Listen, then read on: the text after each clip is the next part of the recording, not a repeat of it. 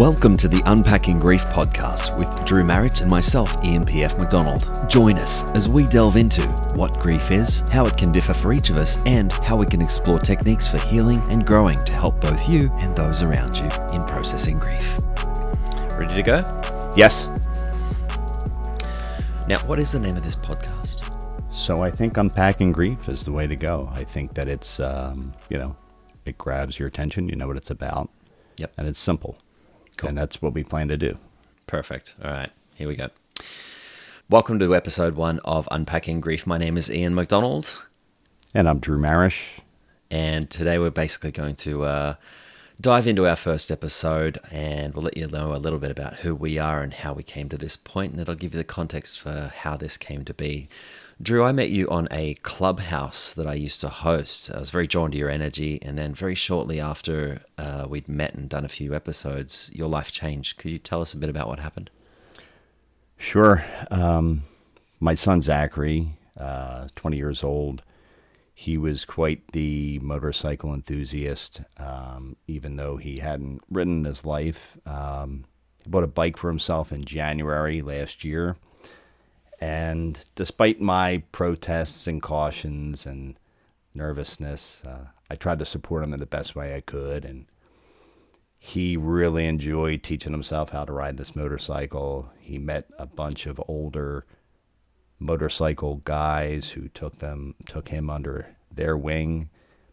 He enjoyed these long rides down to the beach and stuff. And he was really getting acclimated quickly and was very excited about the process. And with the passage of time, I grew a little bit more comfortable with his riding the motorcycle, and went away for a little while and went down to Florida to clear my head and spent some time alone and away as I was going through some of my own personal stuff. And when I got back, it was 2 days before he had passed. So we had a little bit of time together, and it was Friday morning, April 16th. He come down first thing in the morning and said good morning, got his stuff together, and he was headed out for a ride. And it was not a usual day. It just kind of felt weird. And from the time I had left, he had shared his location with me, so I would take a little sneak peek here and there to see where he was headed and what he was up to. And that morning, sitting in my sunroom, checked his location 2 or 3 times. The third time I checked, I saw he was at the Cooper emergency room. And right away, I kind of knew that something bad had happened, and kind of launched into, kind of action mode. Made some phone calls to the local police, just asking if they had any motorcycle incidents and that sort of thing. And never thinking, the worst, but knowing that something had happened. So I got a call maybe about 15 minutes later from Pennsauken police, and I was already en route to the hospital. Told me the usual things, said, take your time. There was an accident. Your son was involved, and the doctors will tell you more when you arrive. And it was the longest drive of my life. I got there and didn't get to see him, but the doctors came out to greet me, and they took me aside to one of the waiting rooms, and they broke the worst news to me that I had ever heard, that they worked on him for about a half hour, and they couldn't revive him. He had some catastrophic injuries to his body. It was a one vehicle accident, and he just kind of lost control around the corner from the house, near a golf course. So as that news was broken to me, I kind of went through this personal cataclysm, as I called it, and felt like the floor dropped out from under me, standing in the hospital, just bawling my eyes out, crying, no one to lean on, and, nothing to hold me up. And immediately my whole life had been changed as I know it. Thank you so much for letting us know about what is obviously the biggest incident in your life. And the thing that I noticed is that I met you so coincidentally, just before this all happened, and then I've been along for this journey. Through this journey, I've actually been learning how to use my own mediumship. And I remember we did a call one day, and we had the opportunity for him to sort of speak through. And it's funny because anytime I ever do this for people, everything I say, you already knew. Indeed. Indeed. Yeah. I'm not sure if I ever told you as well, but I had an accident on my own motorcycle, my own sports motorcycle, which was the same brand and similar make, just an older model. Okay. Very similar to what you described about his, just losing control in a corner. Mm-hmm. And it's because of that I've actually changed, because of that accident and because of what, you've gone through, that I've actually moved to a safer motorcycle. It's more upright. It's a little bit on-road and off-road, and it doesn't tempt me as much. And, Zach, your son, sort of taught me through that moment, so I'm not sure if I ever got to share that with you. No, that's great. I did know you were both Gemini rising. Yeah. And there's characteristics that the motorcycle and that wind blowing through your hair, so to speak, is something that you have an affinity for, and that astrology sign. Yeah. But so since, it's been such a process to watch you, and I got to be honest. From the outside, I'm always watching, thinking, "Wow, he's so upbeat. He's going through this so well. He's really dealing with, such a catastrophic event." And I know you guys were like friends as well. You weren't just father and son, you were friends, and like you were the cool dad, and there was no, typicality about your relationship. You were just like bros living together. very unique. How has it really been? Because I don't think that what I see, which is positive Drew, is really what it's been like for you. And I'd like to ask for some just courageous, vulnerable honesty, and if you're willing to share so others can benefit. No, absolutely. And that was the whole purpose. And I do want to digress a little bit and thank you for being a part of this with me. In the year that's passed, it's been finding a purpose again. It's real. It's weird. You don't really realize how much you identify with your child. And we were just so very close. And we had a very unique relationship. So, when I lost him, you search around for anything to grab onto, and you lose yourself in that grief. And a lot of times over the months, weeks that passed, I talked about that event as ground zero, is the best way I could kind of speak about it. And at ground zero, I really attributed a lot of my survival initially to coming to realizations that were difficult. For example, the next day after the accident, I drove to the site, and I had to get my head around what happened. And I don't want to be too graphic, but the way the accident scene played out, there were questions of how badly he might have been injured through this whole thing playing out. And I felt a hand on my shoulder as I was kneeling by a fire hydrant where there were a lot of pieces of his bike that were shattered. And it was hard to fight off those images. He came, he put his hand on my shoulder, and he said, "Excuse me, did you lose somebody? I was here yesterday." So the gentleman was kind enough to talk me through what had happened. They were teeing off. They watched his bike come over the hill. They turned around, and they watched him go into a wobble. And he just could never get out of it. And as the accident happened, they all ran over. They could see what was unfolding. And the 4 or 5, whoever was on site, they happened to stop traffic in both directions. And this gentleman stayed with Zach, kneeled over him. The biggest thing that he told me at the time that meant the most was that he wasn't in any pain. That was my only question that I wanted to know, that he was in no pain. And it was that initial meeting that made me think that there was something larger at play, because when I needed it, there was that perspective and that reassurance that my son didn't suffer. And as you spoke about the medium, your mediumistic talents. That day, we had done a medium session previously. And the biggest takeaway that I took from that, again, in terms of realizations and really breaking down the paradigm that we had grown accustomed to, whether through religion or just life experience, was that I was told that that was his day. That was his day to go. And as hard as it is to comprehend for a 20-year-old, the common answer is, well, he had so much life ahead of him. And I'd like to think that Zach lived, and when you look back and really examine what he was doing with his life and how he was using his time and the symbols, the tattoos and everything, I think some part of him knew, the way I did, that he may not be here as long as I would want. Wow.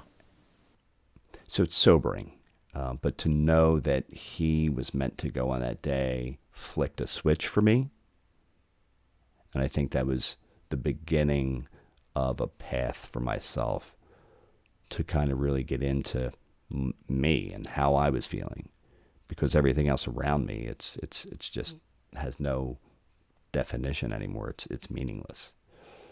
I want to speak about my experiences in learning you through the Clubhouse. And for those of you who don't know what Clubhouse is, it's basically a audio speaker location. So lots of people log in, the groups are advertised on any number of different topics, and then basically people talk. And I would facilitate these rooms with a bunch of people across a myriad of, some people might call it the psychic or the spiritual realm, but people who know how to deal with energy. We had an astrologer who is very skilled, Scott Tajerian. Check out his podcast if you haven't already found it. It's called The Weekly Transit. He's incredibly accurate, and we'd have all of these different people, including my wife, Margot Perrier, who is a crystal consultant who also now makes jewelry. You can check her out at perrierlikthewater.com as well. Cheesy plug just squeezed in there. So we'd have all these amazing people taking different perspectives, and one of the metaphors I like to use on any truth or possibility for any perception, whether it's, what people think about the world, religion, anything. We all hold a truth, which is the same as holding, say, a crystal. But any time that you're holding a crystal, you're only seeing your side of that crystal. So you'll describe it in a certain way, whereas I'm seeing the different side, and I'll describe that different side in a different way. And we'd always have these conversations where you'd hear someone saying it from a completely different aspect, and it would always make us grow. And the thing that I've learned is that you've got this insatiable desire to always be upbeat in your approach to how you're perceiving things. I'd love to know if that's something that comes naturally, because when people are going through grief, a lot of times the last thing we feel is anything near upbeat, and any possibility of moving towards being whole, happy, even just content, or maybe even just not depressed for just a brief moment, there's an impossibility about that attainability. Is there any tips, tricks, or things that you went through in kindness to yourself that you could talk about? Yeah, I'd like to foreshadow something that we might deal with at length later, but I've always wanted to just educate myself. The 2 years of health scare and staying at home, reading, and access to YouTube, and I came across so many resources that, for my own personal growth, helped a lot. And again, in the same way that I didn't get into too much detail, but I've always had a haunting cloud over my head all my life that I might not always have my son. And my rational brain that would come up, and then my rational brain would say, well, that's silly, shut that down. You don't know where that's coming from. So I think that there's an aspect of it that my path and my learning was designed divinely for me to be prepared for when that grief arrived. And I never heard it put in such a way until recently. Andrew Huberman, he's got a great podcast. We'll have to go and maybe put a link in to his session on grief and healing. But the success in healing and getting your footing again after loss, whether it's your child, a spouse, anyone close, a pet, was where you were when the grief arrived. So to the degree that you could actually prepare yourself for, something that the gravity is so huge, it's just, again, can be nothing more than divinely inspired. So I think, to answer your question, those initial, that's what kept me afloat in the weeks and months after Zachary had passed. I've had to do so much that I took on my own. There's no manual for this. And I did write something formally, and I'd like to share it with listeners that, we hope to illuminate a path to healing. Not all paths are going to be the same, and, you really have to, it's very personalized. But you can't stop trying. We want to bring a message of hope that with time comes healing. And we talked about this the other day. I don't say this lightly. I feel in my heart that I am healed.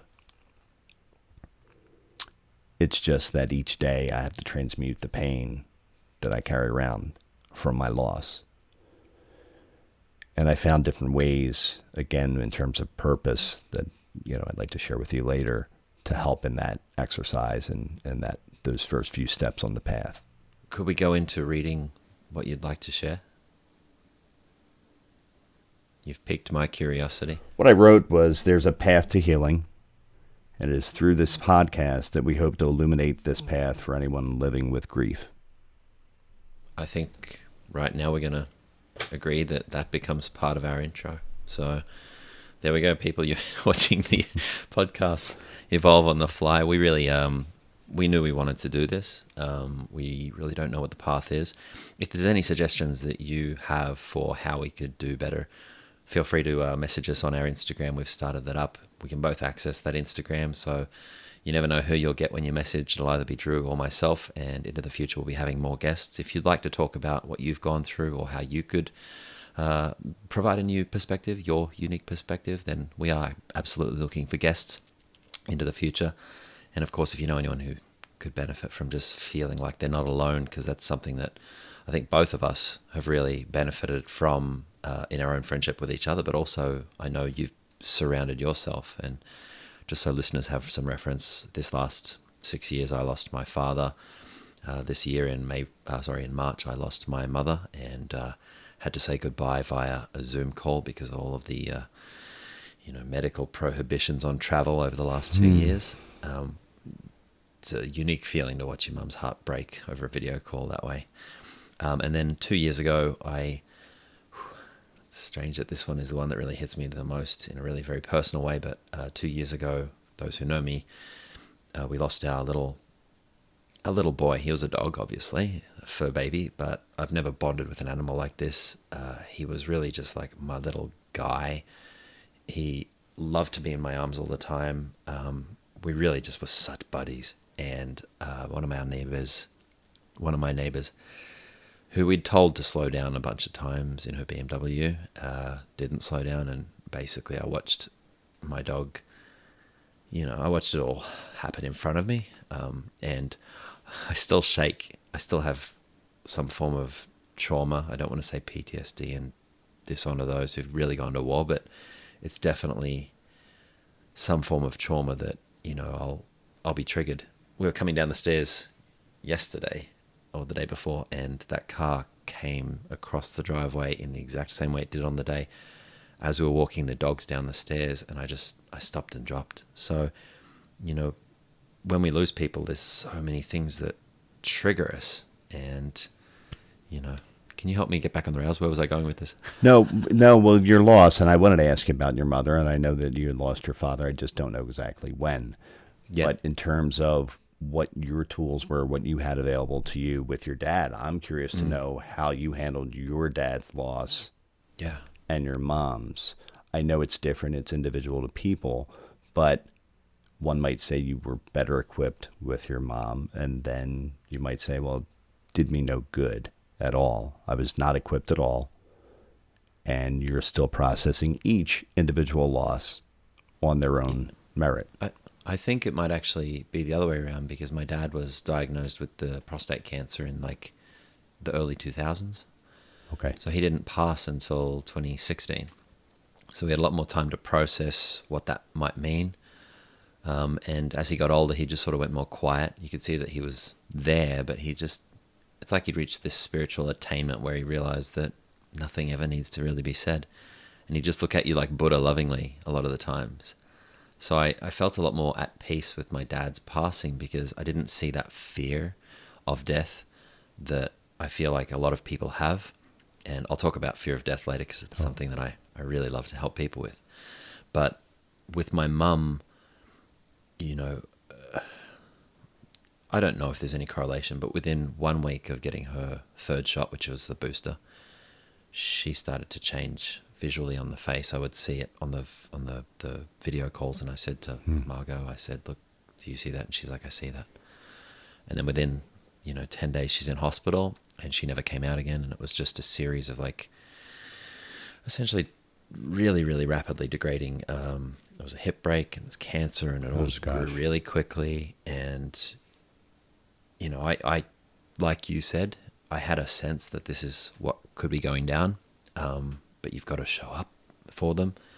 And then there was a point where she sort of realized I think it was early March, where she was like, oh, I get what this means now. And you could see there was a peace.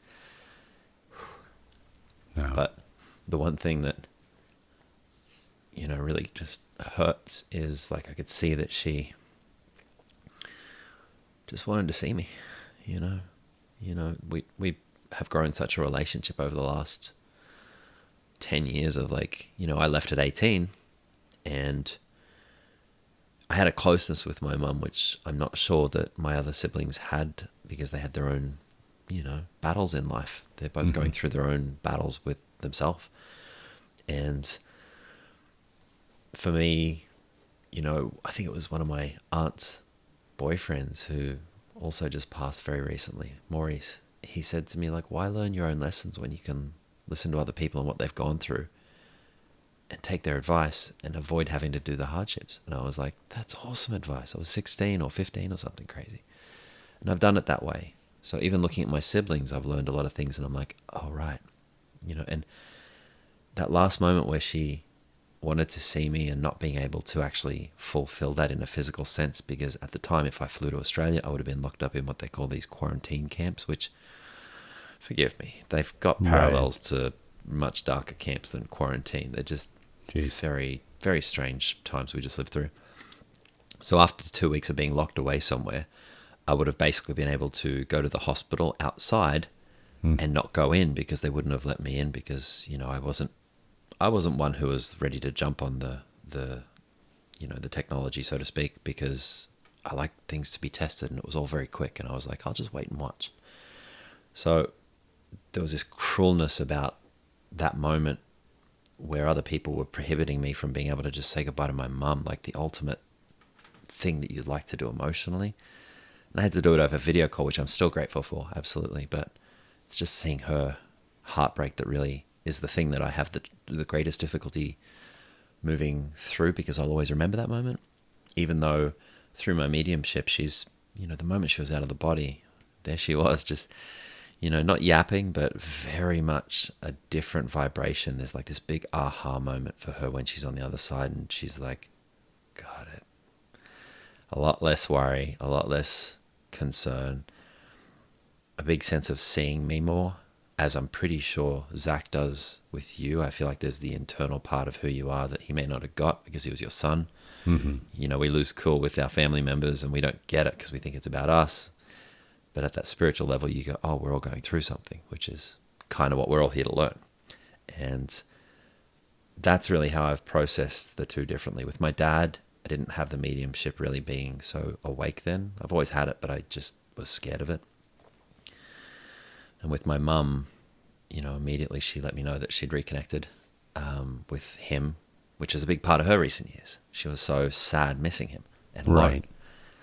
So it was a very different process. The toughest one still was my dog, which it feels like such a terrible thing to say, but it's one of these things where if my parents had lost me the way you did Zach, you know that's how I felt about my little guy, even though he wasn't a human. So I can only imagine how big the feelings of grief you went through were. Yeah. Well, there's one of the things as well that I know you don't say it in this way, but it's important for folks to know whether you're grieving or you're trying to support someone who's gone through loss, that it's certainly not a competition.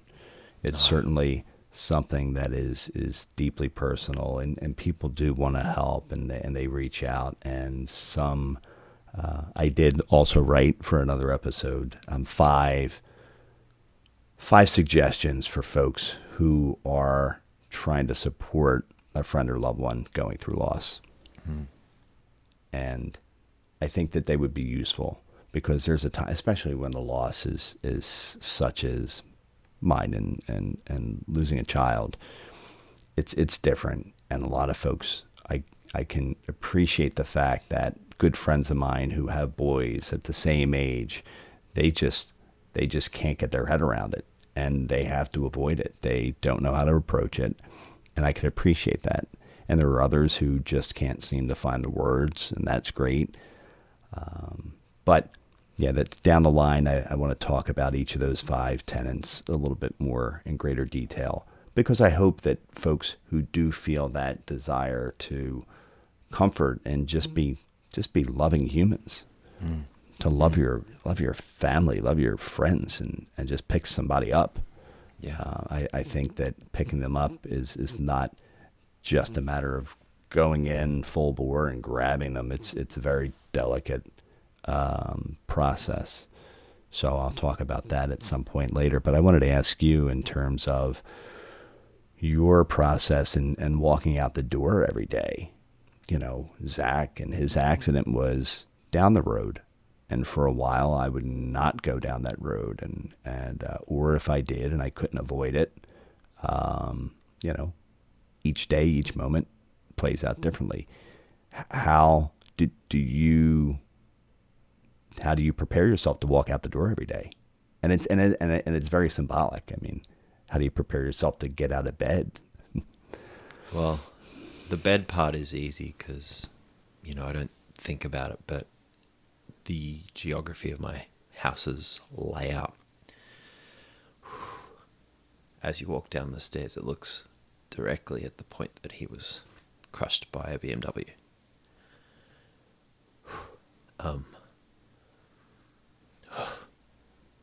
It triggers the moments of me yelling stop, and for some forgive me fucking reason, this idiot takes her time, and then runs back over him to get the car off of him, and I was lifting the front of this BMW like a Hulk, trying to lift it. It's not easy. It's not easy to be able to see that place. We just had a moment this week where somebody's got ants down the street, and they just sprayed with one of the major spraying companies. That I think they're on their third spraying, and our dogs sniff past there, and we're usually quite fastidious keeping the dogs away from the spray.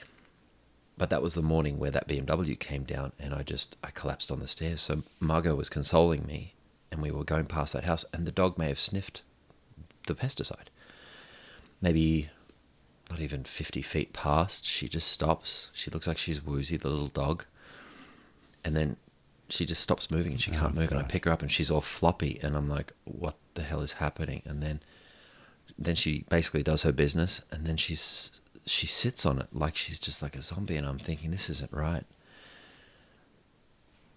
We ended up taking her to the vet.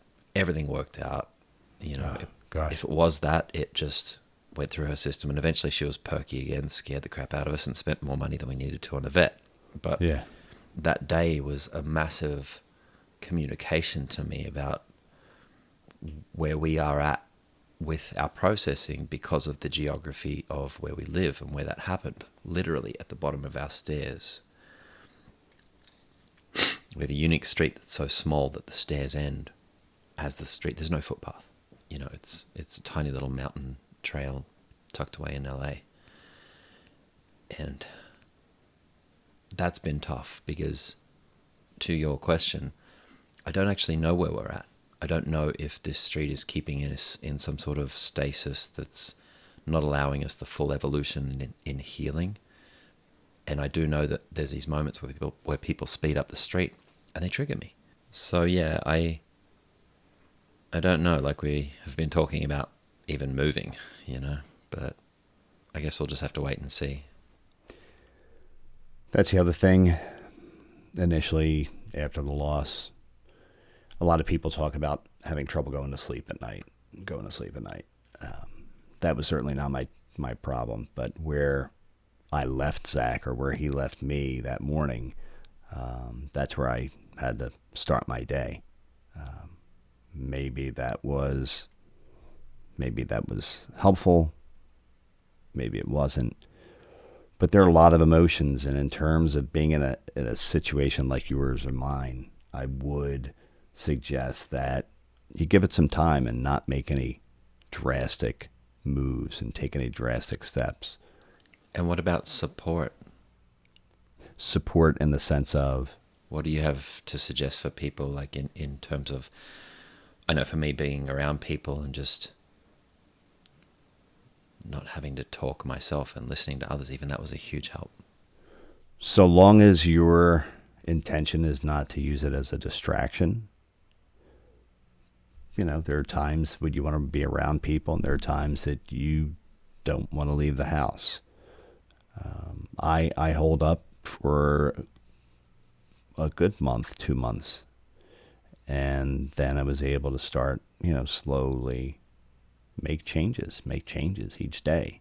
How you're going to approach life, what you're going to do, the purpose. Again, Zach was a server at a local breakfast restaurant, brunch, and he was always a hustler, and a lot of college kids worked there. So one of the first things I did was set up a little tuition or college assistance program in his name, and I laid out criteria that Zach embodied, and I made it, by nomination, because there are a lot of college kids that are working there, and we're going to do this for 10 years. And I, have his plaque with his picture working in the restaurant with his uniform on, right in the front entrance. So everyone who comes in there gets to see my son, and it's just one thing. And not just that, on Instagram, I was so blessed that Zach, just through living, documented so much of his life. We're in an age where the phone, like you said, it's just used in so many ways. So whether it was videos, pictures, I mean, he really left us a legacy of beautiful art. It's his art. And so we've been able to collaborate. I would find a photo and chop it up and put some music to it and share it. And I did that mindfully for the first year. It meant different things at different times, but I want my son's name to stay out there. I want people to know who he is, and that he spent 20 years here, but he lived a full life. I can say that without reservation. I mean, he even for a 20-year-old, he didn't live through his resources. He lived, he traveled, he loved, he met the love of his life the year before. And again, that's another story for another time, but, and it's another form of grieving, when you're a young person who finally finds someone. And so again, I hope that it's, through the course of this project and as the weeks go by, we can have something that resonates with someone and gives them a little bit of hope, or picks them up a little bit. They hear something that they can take back and think about and apply to their own healing. Yeah, that's a perfect time for us to wrap this up. Thank you, Drew. Thank you for making this happen. It was your suggestion to create this podcast, and it seems like we're off to a nice, organic, smooth start, and hopefully we've got some great episodes coming up. Absolutely. I appreciate you for coming aboard and working on this with me. I couldn't think of anyone better to do this with. Wonderful. Excellent. Well, stick around if you've enjoyed. Please like, share, and absolutely subscribe. If you've got any suggestions or if you'd like to help us do better, let us know. If you'd like to talk to us, perhaps you'd like to come on the episode and we can actually find out a little bit more about what you're going through, hit us up on Instagram, and you can find all that stuff out at the website in the show notes. Thank you. My name's Ian McDonald. Drew Maristch, thank you for listening. Thank you for joining us on Unpacking Grief. If this podcast is helpful to you, then please subscribe and consider helping others to find us by rating us 5 stars on your podcast platform of choice and by sharing us with your friends and family directly. You can contact us and keep up to date on Instagram at UnpackGriefPod. If you'd prefer, video versions of all episodes are available on Spotify and YouTube. And if you have any questions, suggestions, or would like to find any of our recommendations, you can do so on our website, unpackinggriefpodcast.com. Thanks for listening.